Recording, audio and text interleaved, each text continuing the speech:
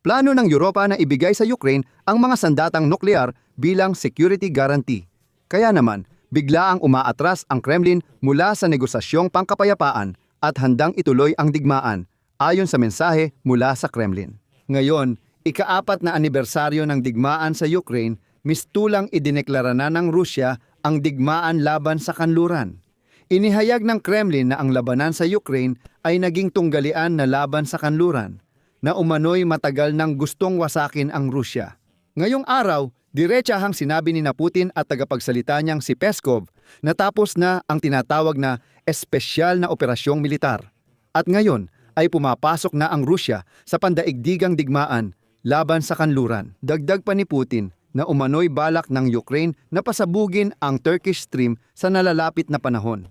Bukod pa rito, ngayong araw ay nakaisip ang Kremlin ng dahilan kung paano sila padabog na aalis at lalabas sa usapan tungkol sa kapayapaan.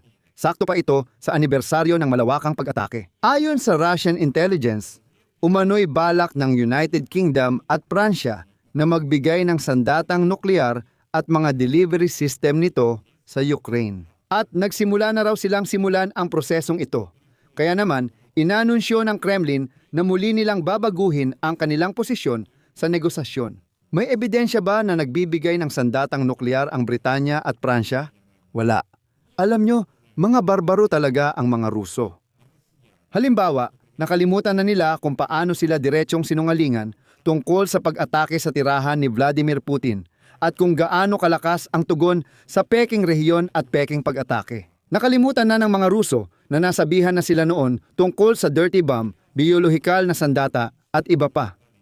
Ang pangalan ko ay Alexei Pechi. Tara, pag-usapan natin ang paksang ito ng magkasama. Pero bago natin simulan ang episode na ito, hinihiling ko sa inyo na mag-subscribe sa channel, mag-like at mag-iwan ng kahit anong komento sa episode na ito. Bukod pa dyan, mag-subscribe din kayo sa aking Telegram channel na Pechi News. Ang link nito ay nasa description ng video na ito. Doon kami nagpo-post ng mga balita agad-agad kapag may bagong impormasyon. Kaya ngayon, nagpasya ang Kremlin na magdaos ng panibagong palabas na parang sirko para sa mga mababangis na Ruso. Ang United Kingdom at Pransya daw ay balak magbigay sa Ukraine ng sandatang nuklear at mga paraan para maihatid ito at nagsimula na raw silang ayusin ang mga isyong kaugnay nito. Iyan ang bersyon ng serbisyo ng panlabas na paniniktik ng Rusya na nagsabing palihim ang paglipat ng sandatang nuklear. Heto ang kanilang pahayag. Sa kasalukuyan, ayon sa impormasyon ng SBR ng Rusya, aktibong nagtatrabaho ang London at Paris sa pagresolba ng mga issue kaugnay ng pagbibigay sa Kyiv ng ganitong sandatang nuklear at mga paraan para maihatid ito. Ang tinutukoy dito ay ang palihim na paglipat sa Ukraine ng mga European na piyesa, kagamitan at teknolohiya sa larangang ito. Ayon sa mga Ruso na madalas manakot gamit ang sandatang nuklear, kailangan daw bigyan ng Wunderwaffe ang Ukraine. Iyan ang pahayag nila. Kailangan daw itong gawin dahil kung magkakaroon ng sandatang nuklear ang Kyiv, maaari silang magtakda ng mas kapaki-pakinabang na kondisyon para tapusin ang labanan. Pakinggan ninyo, ito ang sinabi nila kahit man lang sa tinatawag na dirty bomb. Oo mga Ruso, muli nilang inilabas ang kwento ng dirty bomb mula noong 2022. Paalala, ito rin ang alamat na ikinwento nila sa mga hindi pa naliligo na Ruso na naniwala rin dito pero bigla rin nilang nakalimutan ang kwentong ito. Hindi ko rin alam bakit. Ngayon, narito na namang mga barbaro mula sa Latian, nakanganga at nakikinig sa mga kahibangan ni Putin ukol sa dirty bomb ng mga Ukrainian. Nakakatawa kasi sabi ng Russian Foreign Intelligence Service, matalinong tumanggi ang Germany na makisali sa mapanganib na pakikipagsapalaran na ito. Pinangalanan ng mga Ruso ang uri ng sandatang nuklear na ayon sa SVR ay inihahanda ng London at Paris para ibigay sa Kyiv. Ayon sa kwento ng Russian intelligence, isa sa mga opsyon ay ang French na maliit na warhead na TN-75 mula sa ballistic missile ng submarino na M51.1. Kasabay nito, iginiit ng SVR ng Russia na ang mga kaalyado ng Ukraine ay nagsusumikap ngayon upang, ayon sa kanila, ang pagkakaroon ng nuclear weapon ng Kyiv ay magmukhang resulta ng sariling pagdevelop ng mga Ukrainian. Ayon sa kanila, alam ng mga Briton at Pranses na ang kanilang mga plano ay tahasang lalabag sa internasyonal na batas, partikular sa kasunduan sa hindi pagpapalaganap ng sandatang nuklear at maaaring makasira sa pandaigdigang sistema ng hindi pagpapalaganap. Uulitin ko, sabi ito ng mga Ruso. Mga barbarong galing sa Latvian na matagal nang nilalabag ang internasyonal na batas. Sa totoo lang, ang mga Ruso at batas, magkaiba talaga. Gusto ko lang ipaalala sa mga Ruso na hindi pa naliligo pero patuloy pa ring nanonood ng episodes ko na dati, ang Ukraine ay dating ikatlong pinakamalaking may nuclear arsenal sa mundo. Ngunit noong 1994, voluntaryong isinuko ito kapalit ng mga garantiya sa seguridad. At isa sa mga nagbigay ng garantiya ay mismong hindi pa naliligo, mabangis na Rusya, na noong una ay nangakong igagalang ang kalayaan, soberanya at teritoryal na hangganan ng Ukraine, pati na rin ang pag-iwas sa pagbabanta ng paggamit ng puwersa o aktwal na paggamit nito laban sa pampulitikang kalayaan o teritoryal na integridad ng bansa. Lahat ng ito ay nakasaad sa Budapest Memorandum.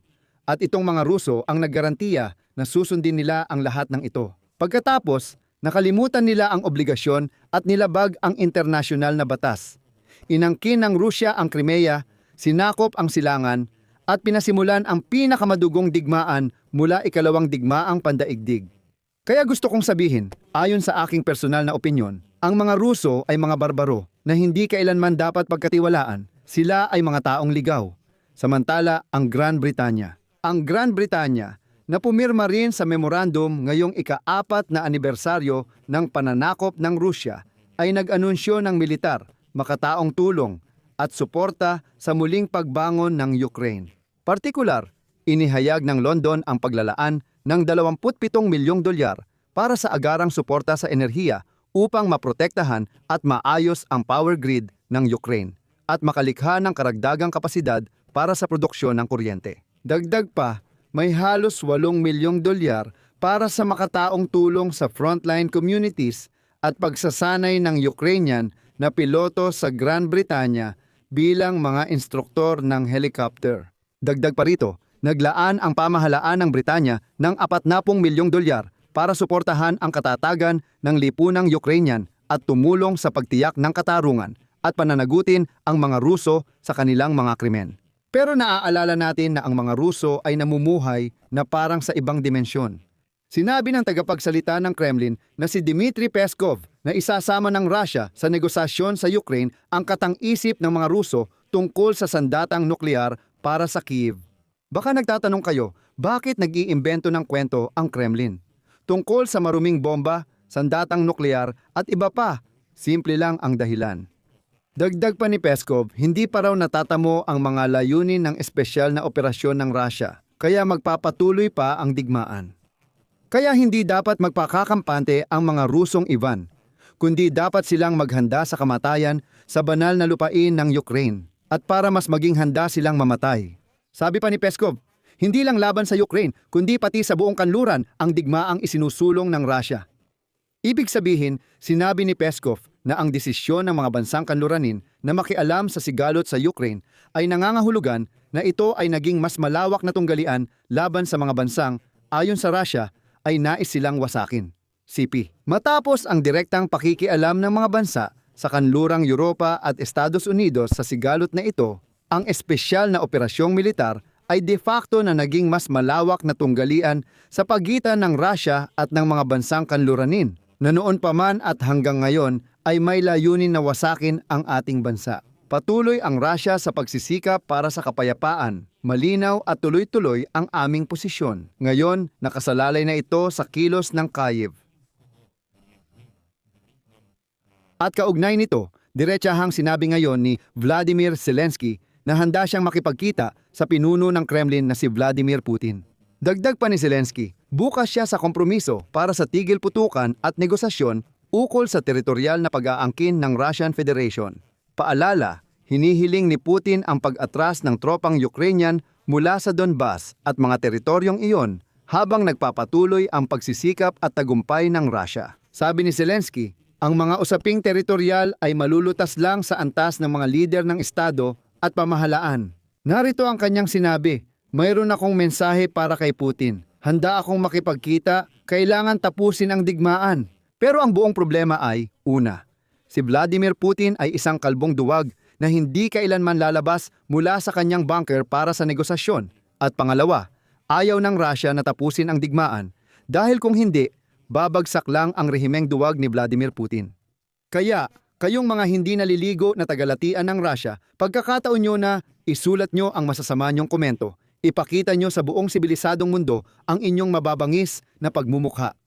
Dito ko natatapusin. Isulat nyo ang inyong opinyon at mga konklusyon sa mga komento sa ilalim ng episode na ito. Mag-subscribe sa channel, pindutin ang kampanilya at huwag kalimutang mag-like. Kung naging interesante at kapaki-pakinabang sa inyo ang episode na ito, maaari nyong suportahan ang channel na ito sa YouTube sa pamamagitan ng inyong donasyon o subscription gamit ang mga link at detalye sa description ng video na ito o sa QR code na makikita sa inyong mga screen. Yun lang po, ingatan nyo ang inyong sarili. Paalam sa lahat.